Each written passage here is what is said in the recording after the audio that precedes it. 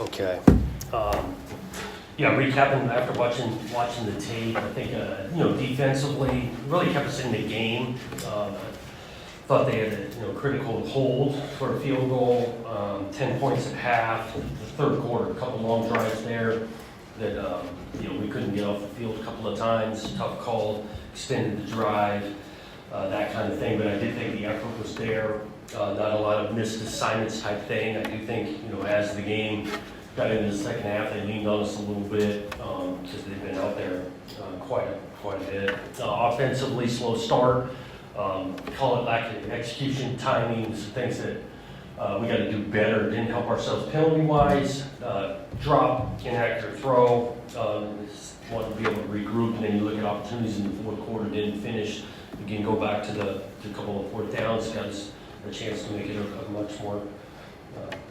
Back in the game didn't happen. Special teams wise, was pleased with Eckley's hang time in regards to the punt game coverage unit. That part was good to see because that had been missing for a couple of weeks, but ultimately still came down to just not good enough and got beat. And so how you move forward, regrouping, guys. Told the truth quite a bit yesterday, looking at things. Still a lot out in front of us. We spoke to that because again, I think the preparation, we weren't second guessing the week of work that went into leading into that, and really the energy, passion, play with. Can we recreate that on a Saturday and then execute a little bit better? And so that's where our mindset is moving forward, looking toward the opportunity that's coming on the road in Minnesota. Got a bunch of respect for the program. PJ Fleck, well established over there in the brand of football they play. Physical, play good defense, and they're doing it again this year. They are coming off a tough loss just like us, but they play really well at home. You look at the tape, they got some balance on offense, and so it'll be a great challenge for us. Questions? Jonathan, you mentioned the emotion that you guys want to recreate. When you spend so much time getting up for that one game, you say it's bigger than anything else on the schedule. Is it difficult to get the guys back up? And they're and Minnesota's facing obviously a similar thing in their rivalry loss. Talked about it yesterday, and again, that's back to a consistent in our approach. We've seen kind of what it can feel like, look like on the field in regards to that energy, passion, and we got the opportunity to do it again this week. Our approach will be back to work tomorrow, starting practice, and I'm confident these groups mature. Football means a ton to them. They will be ready and excited to play on Saturday. Right. Well, I thought one, the offsides non-call was a little bit more than a tough call. It may not have changed the result of the game, but it certainly would have changed the tenor of that game. I looked at it 5 times. I'm sure at least twice as many for you. Do you have any, I don't want to say recourse at the Big Ten? I mean, how do you accept that kind of call? It was clearly wrong. Yeah, we and this is every week, call we got a question on, or we thought maybe you should call it differently. We submit those. We did that, and we have yet to hear back, but there's an explanation, and that credit to this conference, Bill, head and the officials. They'll own calls that they maybe miss and whatnot. I haven't yet to hear back on that particular one, and so those are bang plays. I've seen that call not made plenty of time. It did get made in this one. I tell you, I'm sorry, that's very little solace, isn't it? Well, and that's how it works. I mean, that's how we play the games, and some calls are going to go your way, some don't.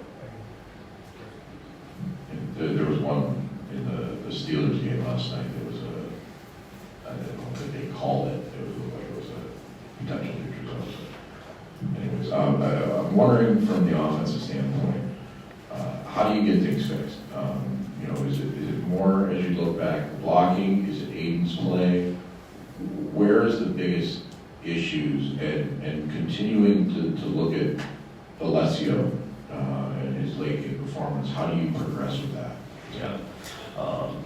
We're definitely looking at it and searching as coaches. So you think with offensive, because we've shown some flashes, it's kind of week to week. Some things are really good, some need to get better. I go back, 2 weeks ago, we completed 20 straight passes against a really good defense, and then you fast forward. I think a recurring theme is we're playing some good defense the last couple of weeks. So you're looking for perspective on Alessio's play. He has come in and had a nice drive again. Did get help with a couple of calls But he's been working, progressing. We've got confidence in him, and just like every position, we're evaluating and as guys are growing and what gives us the best chance. So all those conversations are on a weekly basis. But we need to find some more consistency and really just points from the offensive side, another touchdown or two a game.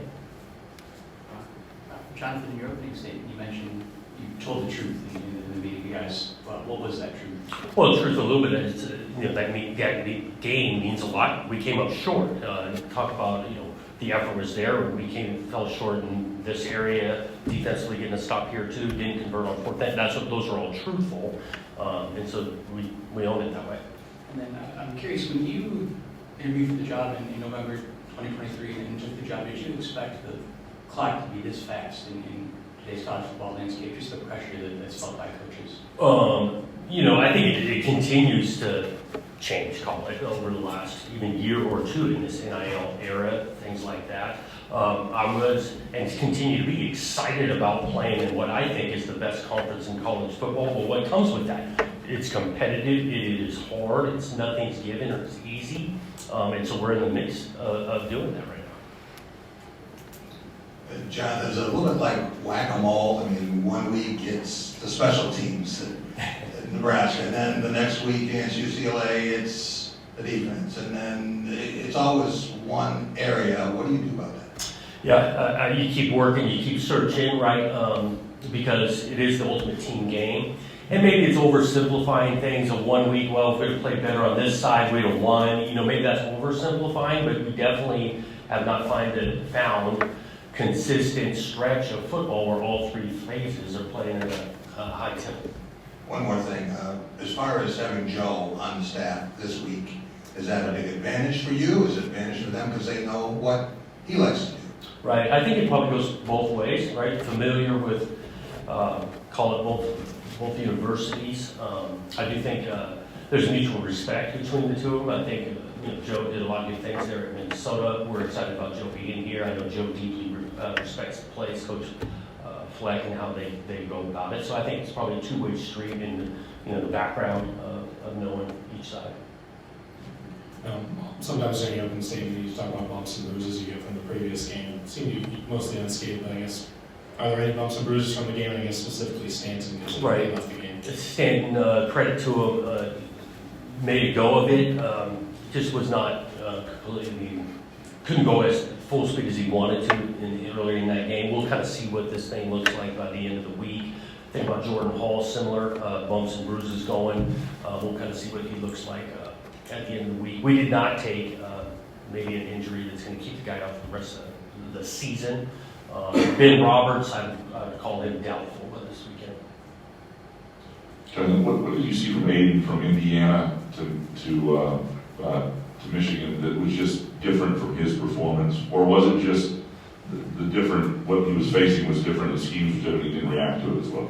Yeah, the schemes are a little bit different. Indiana, obviously, the accuracy was at a high level. In the Indiana game, there's a couple of pros that were very inaccurate. The lack of rhythm early on, think about looking at the first couple of drives in Indiana, we had some success moving the ball. There was a rhythm that was created early in that game. We did not have that in this one. Those couple of things stand out.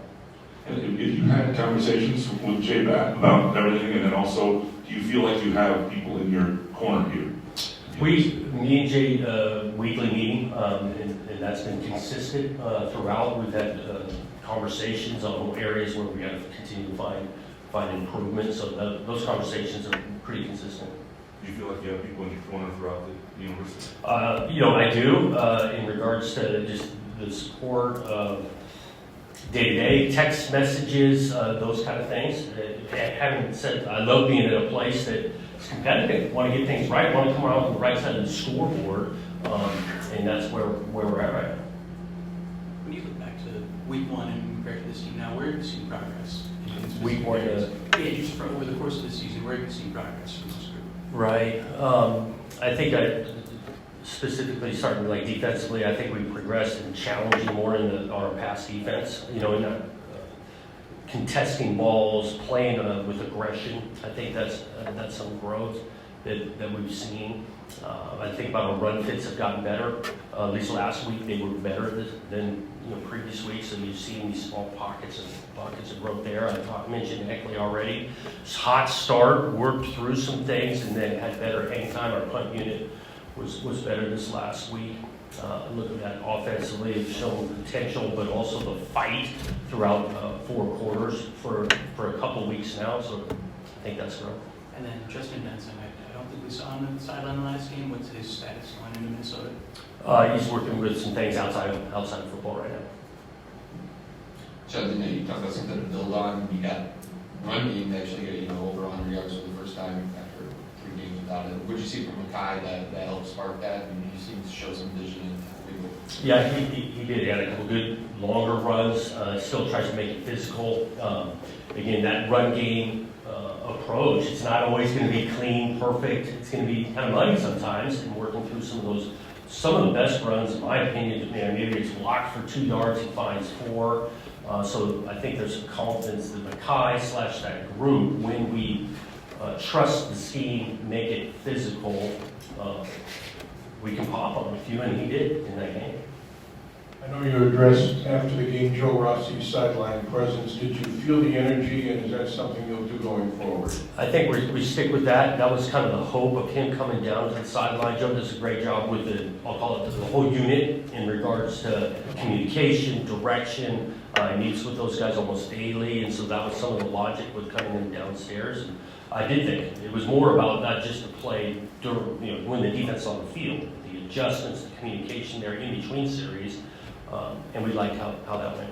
And how do you ignore the outside noise, and how tough is it on you and your family with what you're going through now and all that's going on out there? Yeah, I think for me, you continue to keep the main thing, and that's really our players, our staff, the focus being on that, the work that's being done. My name's at the top of this thing, but there's a lot that are affected, that are going through the disappointment of losing a few games in a row here, and so I just think about the others and appreciate the work that continues to go, especially when it's hard. It's easier to stay motivated when success are a little bit easier, things are hard, but I appreciate the group that we've got that continue to work on it day to day. Do you feel an urgency to fix it, like right now? Oh yeah, I think there's always urgency to get it better, and that's what the role is of coaching and playing this game. You're always wanting to figure out a better way to do it and find results, success. Jonathan, for a couple weeks there when Makai was out, it seemed like there was some higher volume of sort of some big plays given up, some busts and whatnot in the back end. Does his return in the way the defense played, is there any correlation there? And just what you thought he brought when he came back last week? Right.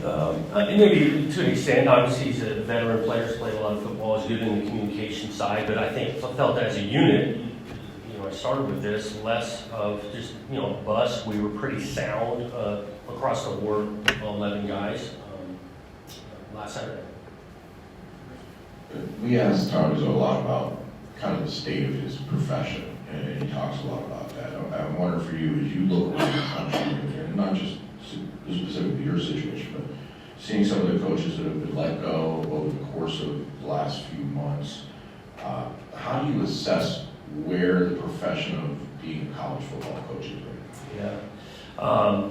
It's, continued to change. I still think there's some beauty in coaching that doesn't change in regards to growth, the competition, repurposing this game of football to add value to these guys' life of going through hard times, finding success. I still think there's beauty in such a large, especially football, such a large, diverse group coming together for a common goal and then going through good ups and downs and, that life experience adding benefit to their long-term life and what they're, so there's still a lot of beauty there in coaching this game. Do you feel like any of that is being abandoned in this era of either players getting paid or the constant decision-making and the portal and everything else? Yeah, I think abandon is a strong word. I do think that, less time, more, call it good distraction because there's compensation.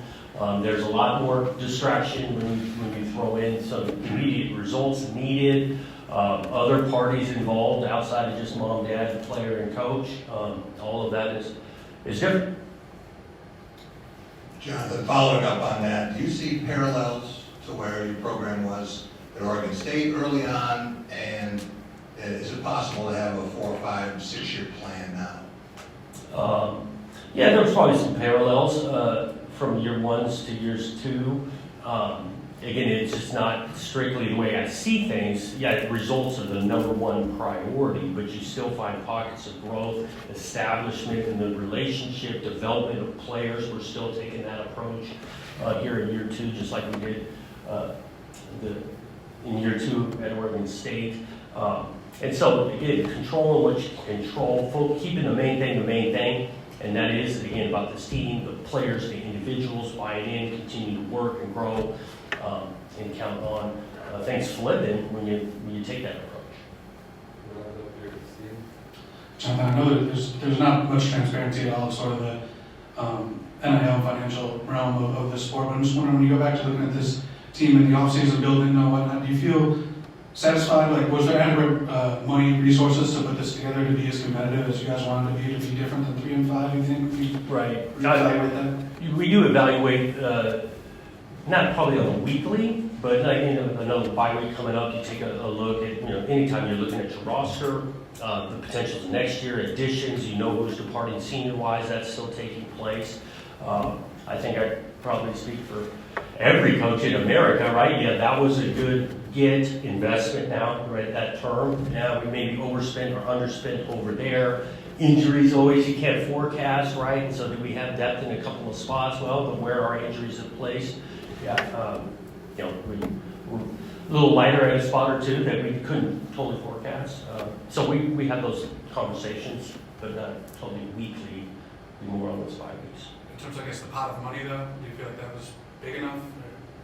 Well, you kind of started with your question, or just lack of transparency. You don't totally know what's big enough, what's not. You hear things, this and that. I do feel like I like this group that we've got together, the way they work and are going. And the more transparency, I do think is better for college football. Anything else?